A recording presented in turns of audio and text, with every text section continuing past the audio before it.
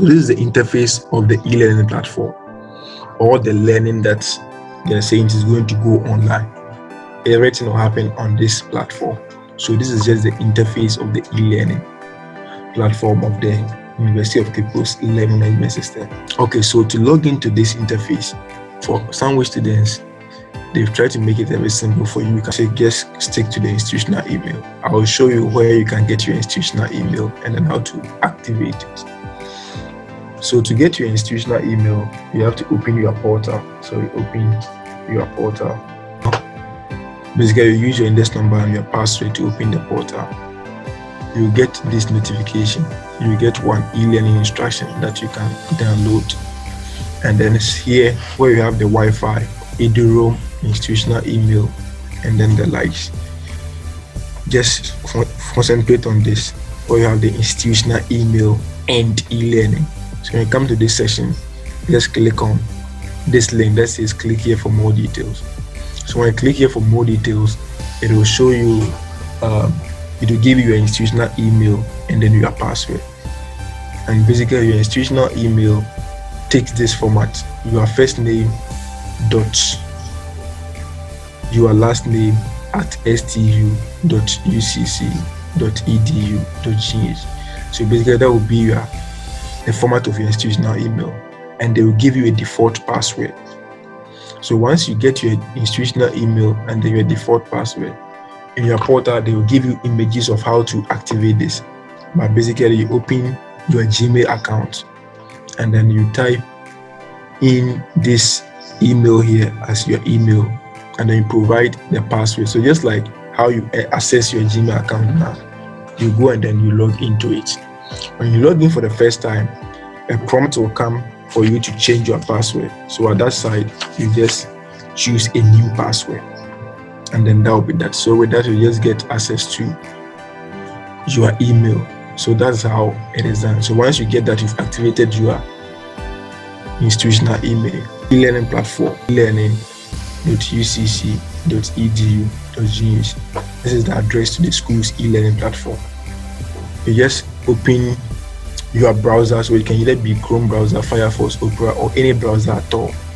And then in the address bar top here, you just put in the address there, which is the elearning.ucc.edu.gh. Once you enter the address in the address bar, you just hit the enter key.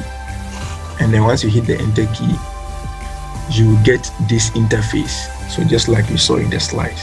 So over here, you proceed with use institutional email. Use institutional email. And then this is where you log in. So from here, because at this point you have your institutional email, you just click on institutional email. And then when you click on institutional email, it will take you to email interface. It will take you to this interface where you provide your email and then your password. Then you go to next, and then the next screen to ask for your password. You provide your password, and then you get access to the learning management system. Every time you open this platform, this is the interface you see. So when you come here, you see announcement. So it means that if the school wants to give you an announcement, they can put it in their portal or on the learning management system. So they can put the announcement here. That is that. Your lecturers can also pass an announcement, but they will pass it inside their course. So let's say if the lecturer of this particular course wants to put an announcement, they will pass the announcement in this particular course, and I'll show you how to get it. Okay, before you proceed to any other thing, when you log in for the first time, kindly do me a favor and check here the right top corner to see if whatever name appears there, or whatever name you're seeing here is your name. When you log in for the first time, make sure this name here is your name. If it is not your name, you can call the administrators, or you can send an email to this particular mail here that says elearning@ucc.edu.gh, and then they rectify it for you. If you see a different name, just let them know, and then they rectify it for you. Else, whatever activity you do here will be recorded in the name of the particular person. But for those of us who have middle names, in most cases, the middle name will be omitted. So in case you have a middle name is omitted, don't worry to lodge a complaint. Once you see your first and your last name, you are good to go. Most of us some of us that don't have laptops and then mobile phones to be using for this e-learning platform, whenever you use a public machine, when you go to internet cafe or your friend's machine to use his or her machine, make sure you log out. To log out, you just click on your name here, and then you see the logout button at the down here. So just click on logout, and then it will log you out. Okay, over here we have accessibility. So accessibility, maybe the font size here, maybe this text is too small for you, so you can't see it clearly. You can increase the font size by using the A+. So A+, you can increase the font size by using the A+. You can use A- to also reduce the font size. For some of us, also, the interface you are seeing might make it difficult for us to read. So you can also adjust the theme of this e-learning platform. You can customize the theme of it. That is the background color and then this colors here. So to do that, you can just switch between any of these. So if you want the high contrast one, you can just click on this, and then the interface will change, but it will be the same content. If you want this also, if maybe for some reason this will make reading more easy for you, you can just click on that. But in my case, I like the default one. Or maybe you want this, you can also use this. But in my case, I want the default one, so I'll go ahead and click on the arrow here to reset it. So click on arrow. I'll come back to default. So that is a quick tour on the interface. Let me take you through one of the courses. So over here, you have my courses tab here on top here. So when you put the cursor on it, you see at a glance all the courses mounted for you. Or when you go to the home page or the dashboard, any of them, when you go to the home page or dashboard, at a glance, you see the courses being mounted there for you. Also, just under the accessibility here, you see or you find navigation. Just inside navigation, you see my courses, and then you see all the list of the courses mounted there for you.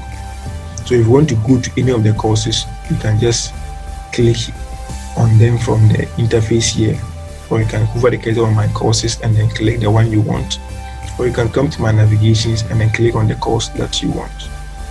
Okay, so let me just click on this course. So now you are inside this course with a course code AEC 809. He also created an announcement section. That means in case you want to pass on any announcement to a class, he will put it in that announcement section. He has put in the course outline here. He has grouped them into topics. So topic 1, this is what the lecturer will be teaching on topic 1. So you see introduction to R, time management in R. He has topic 2, he has topic 3, in that order. So this is how basically it will be like. So if you come and then you want to check if the lecturer has given an announcement, you just click on the announcement, and then you get the announcement in here to read. If you're okay, you can just go back to the course and then do other activity. So let's say this time around you want to download the course outline, or you want to download this particular thing under topic 1, or you want to download this particular thing under topic 2. You just click on it,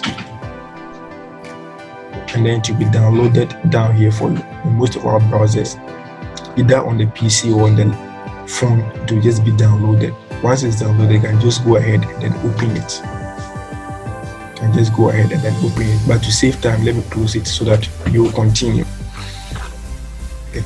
So that's how to access that. So basically, you can download all of these things here. Just click on it, and then to be downloaded down here. So that's. Let me check a different course also. So let me go to this course and see how the lecturer set up that particular one. You see that this particular one, there is less information here. So this thing is an assignment. That's why I have here not submitted, and then the due date is actually was 26th of June. So let's go inside and see how to submit an assignment. Let's start with how to submit an assignment. So this is an assignment. To submit, you just click on the assignment. So in this case, SDF, blah, blah, blah. When you click on it, it will take you into the assignment. So this is it. And then the submission status is no attempt. That means that this is a submission status. It says no attempt. It means that I didn't submit this assignment. and we have the attempt number. It says that this attempt that I'm about to submit is the first attempt, but I have up to 3 attempts allowed. That means that if I upload the first one and then maybe I realize that the assignment I submitted, there is a mistake in it, I can remove it and then upload a new one. In case the second one I realize like there's something more that I have to add, I can also remove it and then add another one. But we have up to only 3 chances. And remember, you can only do all these 3 attempts within the deadline of the assignment. And once you submit and the lecturer marks it, you see the grading status here. So whatever thing that you get will be recorded here.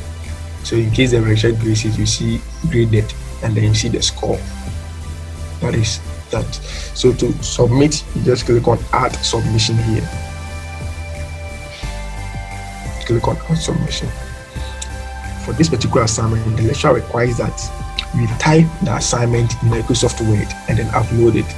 That's why when you click on add submission, we are seeing this file submission here. So in this case, the lecturer requires that we have our assignment typed and then upload it here. In some cases, the lecturer will also prefer that you come to this platform and then type the answers here. So in that case, instead of seeing this file submission, you get an area that you can really type in there, that you can really type. So let's proceed how to do this file submission. To do it, you just click on this files here.